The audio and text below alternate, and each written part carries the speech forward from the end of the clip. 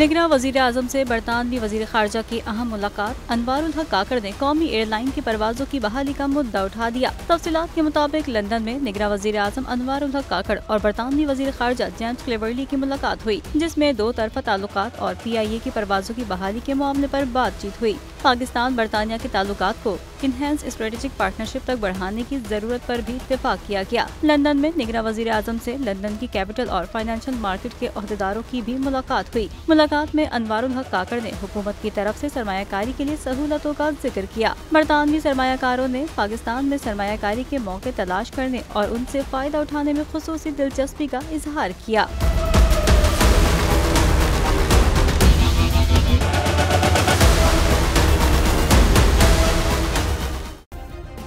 Subscribe करें और bell दबाएं ताकि कोई खबर रह न जाए।